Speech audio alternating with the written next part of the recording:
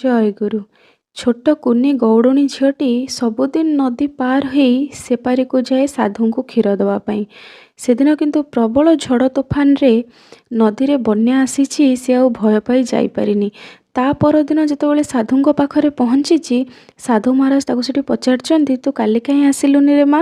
ମୁଁ ତୋତେ କାଲି ଅପେକ୍ଷା କରି ରହିଥିଲି। ଇଏ ସେଠି ସାଧୁଙ୍କୁ କହିଛି, ଆପଣ କ'ଣ କାଲି ଦେଖିନାହାନ୍ତି କି? କାଲି ବାହାରେ ପାଗ କେତେ ଖରାପ ଥିଲା। ଗଭୀର ନଦୀ ଯେ ଅଶାନ୍ତ ଥିଲା, ଆଉ ନଦୀରେ ପାଣି ବହୁତ ବଢ଼ି ଯାଇଥିଲା। ନଦୀ ପାଖରେ ତ ଗୋଟେ ବି ଡଙ୍ଗା ନଥିଲା, ମୁଁ କେମିତି ଆସିଥାନ୍ତି?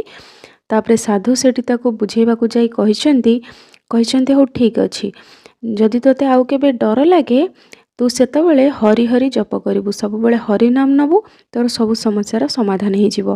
ତାପରେ ଏ କୁନି ଝିଅଟି ଆଉ କୌଣସି କଥା ମୁଣ୍ଡରେ ନ ପୁରେଇ, ସାଧୁ ମହାରାଜ ତ କହିଛନ୍ତି ସମସ୍ୟାରେ ହରିଙ୍କ ନାମ ନେଲେ ହରି ସବୁବେଳେ ପାଖରେ ଛିଡ଼ା ହେବେ, ତ ପଳେଇ ଆସିଛି। ସେମିତି ଆଉ ଗୋଟେ ଦିନ ଏମିତି ବହୁତ ଦିନ ବିତି ଯାଇଛି, ଝଡ଼ ତୋଫାନ ହେଇଛି, ପୁଣି ସେଇଭଳି ପାଗ କରିଛି। ଆକାଶ ଅନ୍ଧକାରମୟ, ଗଭୀର ନଦୀ ପୁରା ଅଶାନ୍ତ, ଆଉ ବହୁତ ପାଣି ବି ବଢ଼ିଯାଇଛି, ବର୍ଷା ବାହାରେ ପ୍ରବଳ ହେଉଛି। ସେ ଝିଅଟି ନଦୀ ପାଖକୁ ପଳେଇ ଯାଇଛି କ୍ଷୀର ନେଇକି। ଆଉ ଯେତେବେଳେ ନଦୀ ପାଖରେ ଯାଇ ପହଞ୍ଚିଛି, ସେଠି ତାର ମନେ ପଡ଼ିଛି ସାଧୁଙ୍କ କଥା। ସେ ସେଠି ନଦୀ ଭିତରକୁ ଗୋଟେ ପାଦ ବଢ଼େଇଛି ତ ହରିନାମ ଜୋର ହରି ହରି କହିକି ନାମ କରିଛି, ଆଉ ଧୀରେ ଧୀରେ ନାମ କରିକି ଆଖି ବନ୍ଦ କରିଦେଇଛି। ତାପରେ ନଦୀ ଭିତରକୁ ଗୋଟେ ପରେ ଗୋଟେ ପାଦ ବଢ଼େଇ ବଢ଼େଇ ଆଗକୁ ଚାଲିଛି। ଏମିତି ଯାଇ ସେ ଆରପାରିରେ ପହଞ୍ଚି ଯାଇଛି। ଯେତେବେଳେ ସାଧୁଙ୍କ ପାଖରେ ପହଞ୍ଚିଛି, ସାଧୁ ତାଙ୍କୁ ଦେଖି ଆଶ୍ଚର୍ଯ୍ୟ ଯେ ତୁ ଏ ପାଗରେ, ଏତେ ଖରାପ ପାଗରେ କେମିତି କ'ଣ ଆଜି ଆସିଲୁ ଏଠିକି?